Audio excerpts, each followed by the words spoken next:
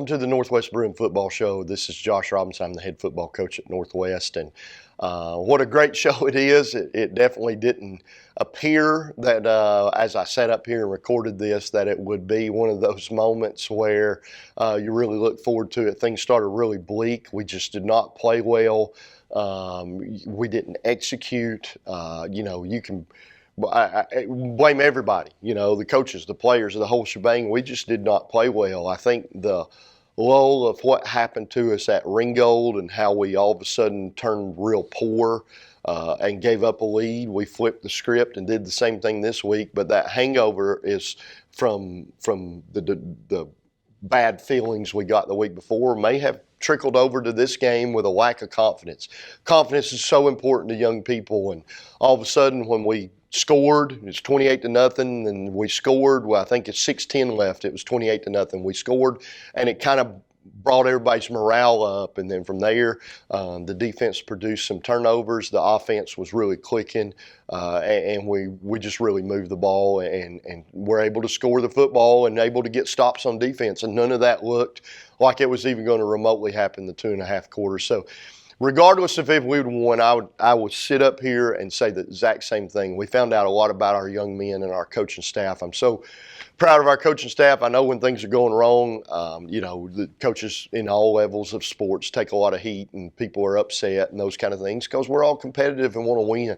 Coaching staff kept pressing, getting our guys to believe, made some minor adjustments, and at the end of the day, made our guys believe that they could come back and win this football game. And then more importantly, our players, because at the end of the day, those are the guys that got the job done, even when the job didn't start the way we wanted to.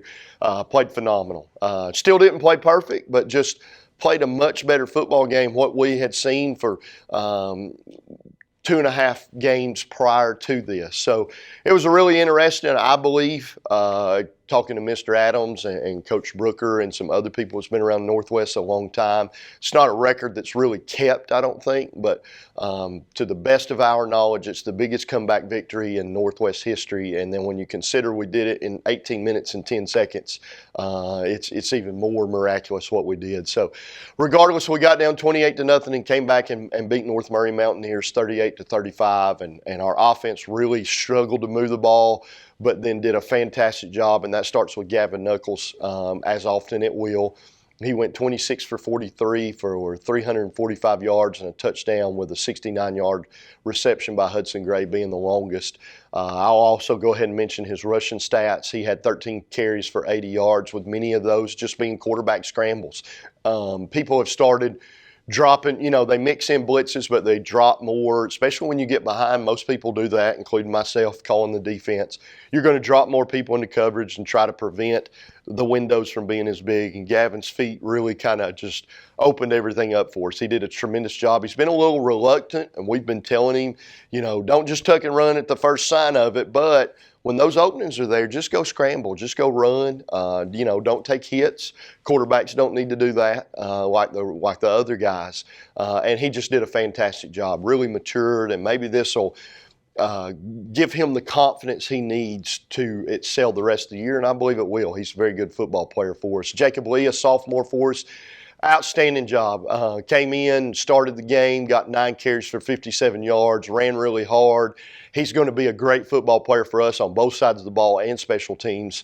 And he's contributing right now as a sophomore at running back and special teams already.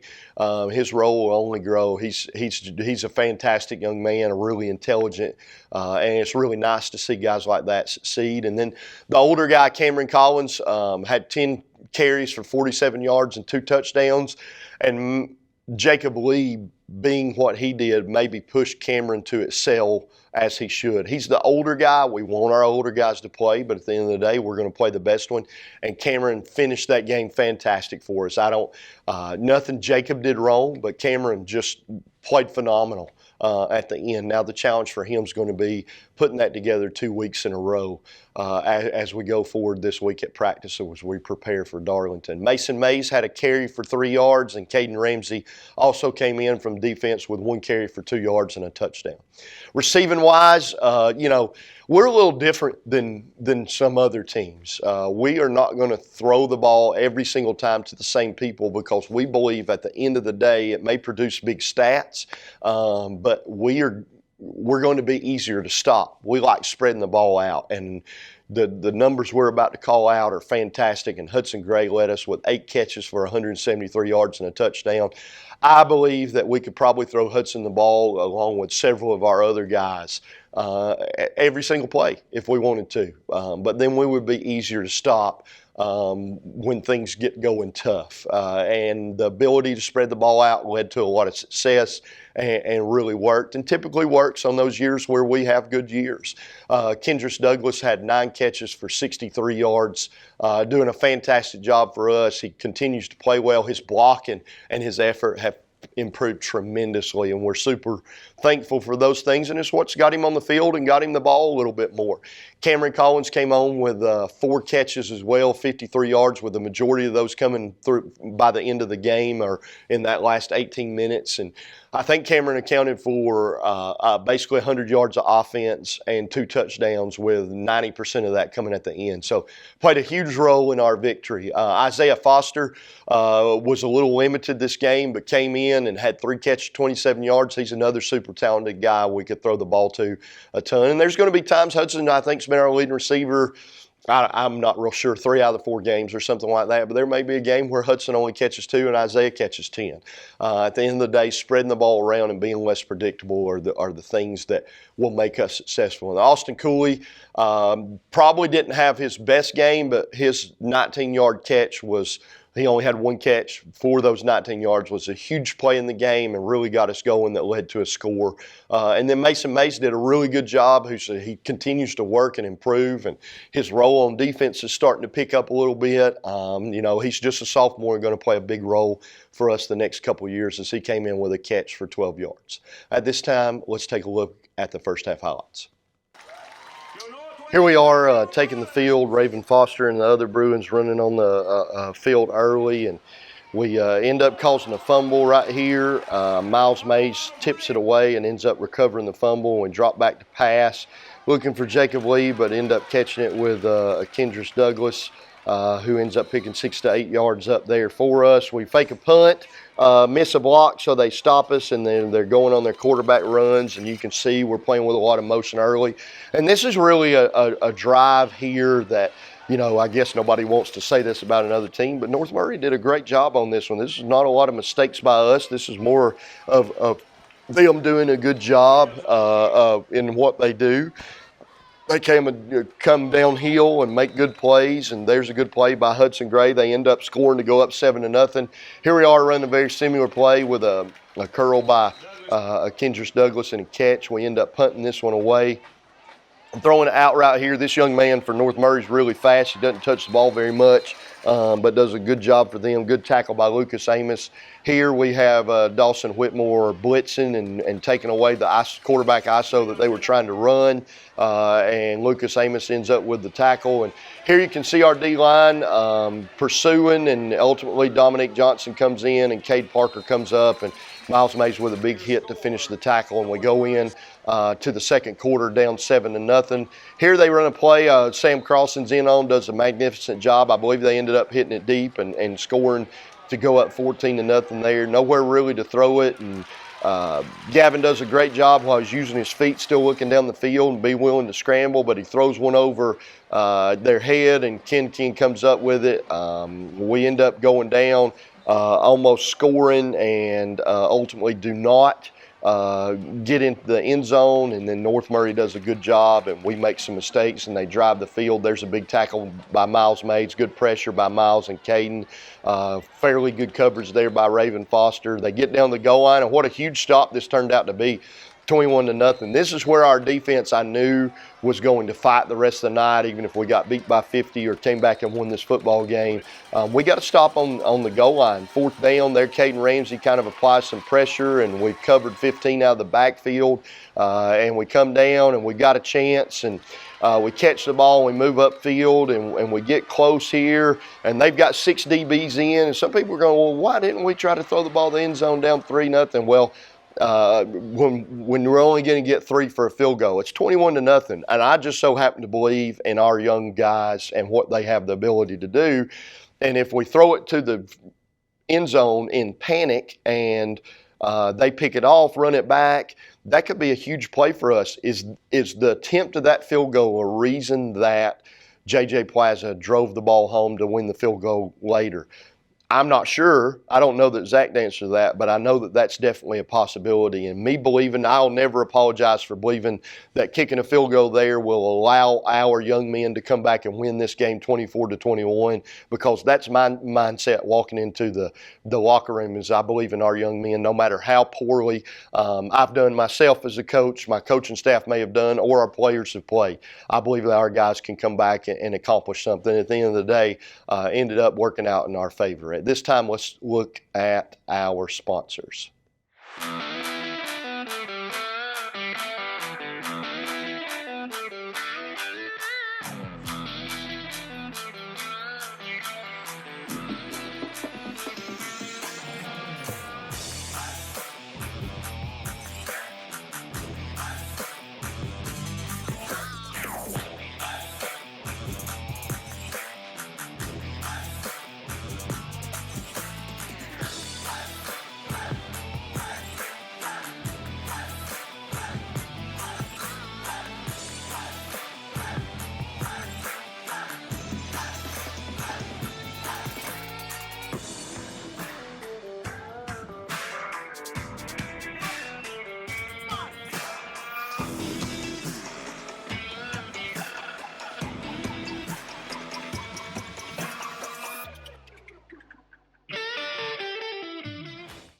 Welcome back to the Bruin Football Show, and now let's talk a little bit about the defense. Not very good by our standards. North Murray has, I think they came in as the leading passing team by game in the whole entire state out of all teams in the state of Georgia. So we knew we were going to face a tall task, and they have a very good quarterback and a couple of guys that they just throw the ball to almost every play. As well as the ability to run the ball, and they're big. We knew we were going to face some adversity in the game because of how good they were, but we just did not perform. A couple of their touchdowns were poor tackling by us, poor angles. Our DB play's been so much better than it was probably at this time last year, but we made some of those mistakes that led to big plays, and that's part of it. At the end of the day, gripe about kids, all that kind of stuff, and the coaches, and at the end of the day, these are young men out there. The coaches are coaching them to win. That's on our team and every team out there. The players are going out with the intent to be successful and win, and that's every team out there, and that's what our guys did. And I'm so thankful that they continue to fight. I was disappointed with our lack of emotion, and that's what the pregame talk or halftime talk was about. Is, hey guys, we played with no emotion. That's kind of defined who we are. Let's get back to that. And one of the instrumental guys in that was Miles Mays. Had an unbelievable night, probably the most productive night of any D lineman since maybe even Isaiah Mack when he had 30 tackles in an overtime game against Gilmer County. He had 11 tackles, 2 sacks, 2 forced fumbles, a fumble recovery, 4 tackles for a loss, and 5 quarterback pressures. If he was on your fantasy team this week, you probably won your league. He's an unbelievable player and played with such a desire and passion. If he continues to do that and builds on this performance, then he's going to be a big force for our football team. Avery O'Neal continues to produce for us. Got better in technique, still had a few moments where he pops his head inside instead of staying outside and those kind of things. But that's part of a little bit of inexperience. And as we play through the year, he didn't play as a freshman, sophomore, played a lot last year, and now he's starting this year. And he's just really productive and a very good talent for us and a great young man as well. Adrian Madrigal, our 2 noses are Adrian Madrigal and Tony Bernecki. Adrian Madrigal had 6 tackles, a tackle for a loss, and quarterback pressure. he's one of those guys when you look out there and see Avery and Miles and how big and fast they are, it kind of makes teams think, oh, this guy, we'll be okay with him. Well, he ends up making plays and finding a way to be productive and made a couple of unbelievable plays that people in the stands aren't going to ooh and ah at. But myself and my defensive coaches, we turn on film and we just appreciate him and his effort. And then Tony Bernecki had 3 tackles, 2 fumble recoveries. And I'll say this, we've had some good players on special teams over the years. Tony may be the best that we've ever had. He is so productive out there. He recovered the fumble at the end of the game. He gets in on tackles. He's around the ball. He's passionate. He cares a lot about what we're doing. He's a great wrestler, so there's a lot of things that play in his favor, and he does a really good job for us. We'll see a senior defensive lineman also came in and contributed a tackle. He continues to push and work and plays behind some really talented guys, and he's ready to go, and we're really proud of him, how he comes back out there to make our team better. At linebacker, we have Dawson Whitmore, who had 10 tackles. Dawson missed Monday and Tuesday. We weren't sure if he was going to get to play Friday because of an injury. Came back part-time on Wednesday, kind of got dinged up early Friday, and we were prepared to play without him. The guy was exhausted at the end of the game. He's kind of what every coach wants to look at their defensive guys in a hard-fought game as you look around, and he's laid it all out there for his team, and he really cares, and he's such a leader for us and does a magnificent job. Dominic Johnson had 10 tackles, 1 interception, and that he returned for a touchdown. Dominique played outstanding the first half, maybe the best half of football that he's played on an individual level, even though our team wasn't successful. The second half, he didn't play as well, still played good, but not as well as the first half, but maybe had the biggest play you could pick out several plays, but maybe he had the biggest play when he intercepts that ball off the ground and returns it for a touchdown to tie the game. The momentum had already shifted, but you could really feel at that moment that on our sideline, you don't know the end result, but you really feel like you're going to win the football game. And he's just a great young man and continues to work. And we need to take both of those things, the big play in that first half, and put them together. And he's just had a wonderful year for us. Caden Ramsey at outside linebacker had 7 tackles, 2 pressures, 2 caused fumbles, 2 sacks, 2 tackles for a lost and recovered fumble. So him and Miles are kind of a wrecking crew. Sometimes we try to put those guys on the same side. Sometimes we leave them opposite of each other, depending on the situation. We try to be unpredictable with them, and Caden's just a really big talent that has been very productive for us, and we need to continue for him to be that way. And again, I'll say, there's a big difference in inside and outside linebacker in our defense, and he's really still learning the position and doing a great job and being productive as it goes. Lucas Amos had 12 tackles and a pass breakup. Big numbers for Lucas, but it was not quite at the level that he had been at before, and that's part of the maturation process. He's a sophomore, and he's used to being physical and in the box and playing, and his linebacker spot's one that's out of the box. And he ends up dropping in pass coverage, and that's something that he's probably never played a game where the ball's been thrown that much, and it kind of took him out of his element a little bit, but he regrouped about mid-third quarter and really became productive for us. So he's going to learn and grow. He's a tremendous player for us. And then Sam Crossan, I can't say enough about him. He had 3 tackles. Sam probably played around 10 plays on defense. He starts at tight end and rotates in there. He's on almost every special teams. He snapped the ball the last 3 at 2 extra points in the field goal we kicked because Dawson Whitmore's our usual snapper. He got his hand smashed and may not be able to snap for a while. So Sam was unbelievable. He's exactly what a coach wants. He's ready when his number's called. He's productive. He cares and he plays hard, and he's smart and does what he's coached to do. So really good night by him. And then we have at defensive back, we have Hudson Gray, had 2 tackles. I didn't talk enough about Hudson earlier. The young man played, I'm going to guess, 150 plays in the game between special teams, offense, and defense. And that's really hard. When you're running up and down the field, especially at a skill position, you're making tackles, you're getting the ball thrown over and over and over as North Murray does. that's a challenge. We need to do a better job of rotating him out and giving him more of a break, but it's also a testament to how good he is as a football player. Chance Whitfield didn't have many stats, neither did Isaiah Foster. Chance played the whole game on defense and ended up with 1 tackle, doing and continuing to improve for us. Isaiah Foster had 2 tackles on the night in limited time. We've got to get more snaps for him. And Hank Harrison, too. Hank Harrison came in with 1 tackle, and it may have been the most important tackle of the night. We had just gone up. Had just cut the lead to 35-28. We're kicking the ball off. We decide to kick it deep. Their best player rotates back out of his area, gets the ball, and Hank goes down and drops him right there at the 20, which ultimately led to Dominique in the field position where we're at for the game to be tied. So unbelievable job. We're so glad he's out here with us. Hank's a really good football player. Cade Parker and Raven Foster combined for 17 tackles. Cade recorded 10 of those and had 1 tackle for a loss.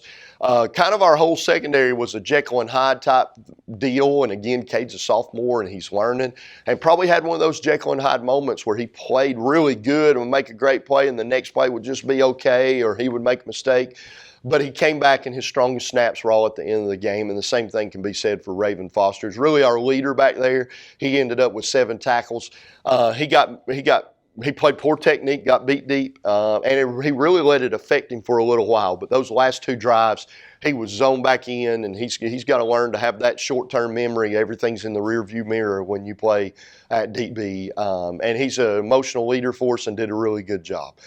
So overall, a good night for our defense, especially in those last 18 minutes. At this time, let's take a look at the second half highlights. Here we are starting the second half with the ability to drive the ball down the field, and Gavin does a good job. We got to protect better. Our feet were just dead at times and allowed them to get pressure on the O-line, but overall those guys ended up playing great towards the end of the game, and Gavin gets loose with a big gain. Here's a good throw and a good job by Hudson Gray coming back and getting the ball. We get down there again and don't score, but you can see the pursuit and our guys running the football. And, you know, the talk at halftime, it's not the end of the world. There's going to be things in your life that you can overcome, and they do a good job, and we're running to pitch here.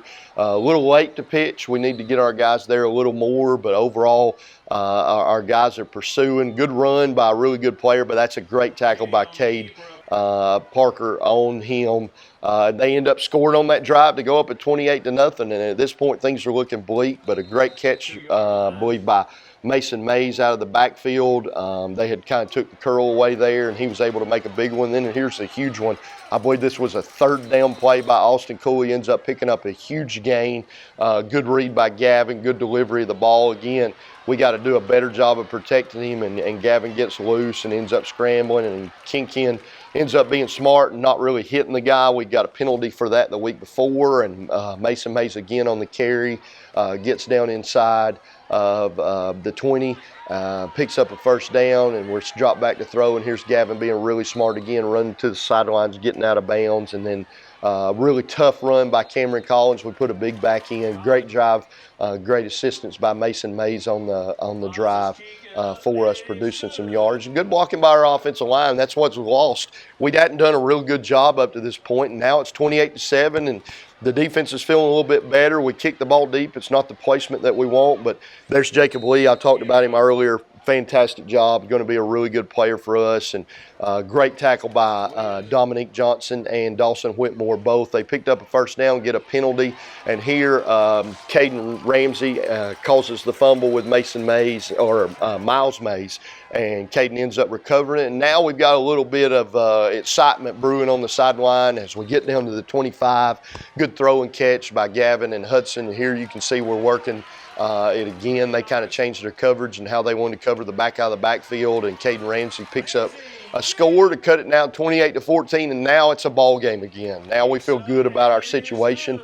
The next drive, North Murray's going to drive the ball. We're going to be right there to intercept it. It pops through our hands, and they're going to end up catching it to go up 35-14. But nonetheless, they're driving here on this one. Here's a great play by Cade Parker, who was playing the screen in man coverage, then comes up, and they scored to make it 35-14, and probably everybody's leaving at this point thinking the Bruins aren't going to do it. good, and understandably. But our guys just kept fighting. Hudson makes a good play, gets down the sideline for a big gain. Good scramble by Gavin and Bryant Stanley and Logan Klein and Zach Ridings and Caleb Hughes and Cade Combs all do a good job of protecting and give us some time. And there's Cameron Collins, being an older player that he is, coming in and gets a big catch for us. And they kind of cover everything there that we're looking for by overloading that side. And Gavin makes a really smart play and gets out to the left inside the 10, and really good cut. One of the best cuts we've seen in a while since before Cameron was injured these last year. Best cut he's made in a couple of years on back-to-back plays. Here, I believe Dawson Whitmore snapping, his hand smashed, he's hurt.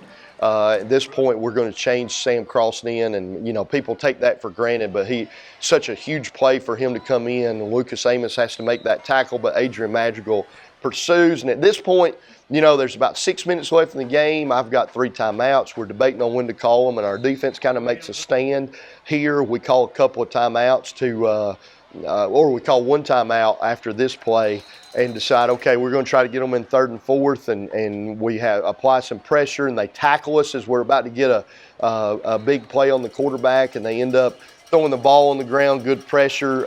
They escape, Adrian Madrigal and our guys, and they try to run a comeback, and good coverage by Hudson. From here on out, it's only the Bruins. We faked the hitch and the curl as we ran all night. We hit Hudson for a deep play. Good job by Hudson picking his feet up. That young man from North Murray's really fast and made a great effort there to catch up with and try to tackle him. Now the score's 35-28, and we're feeling fantastic about the way things are. They're holding Miles Mays, but he finds a way to still apply pressure. It goes back to Dominique Johnson and returns it for almost the game tire, and then J.J. Plaza kicks Austin Cooley on the hold and Sam Crossan on the snap. Just really big plays that go unknown. Everybody's like, oh, they just assume it's going to happen. And here's one of the best special teams plays that we've had. Hank Harrison, who wasn't pouting because he wasn't playing on defense. He's going to get more reps. He's going to be instrumental. He's finding a way to impact the game, both on special teams. And we're flying around the ball, and we get a big loss right here. The next play, the quarterback scrambles and picks up a first down. They're starting to move the ball a little bit, but our guys are coming down, and we're tackling, and Lucas Amos makes a good tackle on a really good player, and they're trying to run the zone and or ISO here, and our guys are doing a good job. Here Caden Ramsey rips around and causes a fumble that Tony Bernecki recovers, and now at this point I think there's about a minute left in the game, 50 seconds or so, and we get a big play on first down and get a long run, and they call holding on us, and it gets brought back, unfortunately, and then Cameron Collins catches that one and makes a huge play with his feet for us. Here, Kendrick Douglas not only does a good job of catching it, but has the sense to get out of bounds to stop the clock for us, and we're able to run the ball a little bit because we got 2 timeouts at this point, which is good, and Cameron comes in and drives the ball down. We stepped a little deep when we were trying to center the ball, but there J.J. Plaza kicks the ball over the uprights, and what a celebratory moment for him and our football team. But the game's not over. We rush and get all of our basically our starting defense out there to go cover the kickoff, and they lateral it. North Murray does a tremendous job laterally the ball around, and I've seen several of those score. But at the end of the day, we get a stop, and the Bruins come back with 38-35 win over the North Murray Mountaineers. At this time, let's take a break.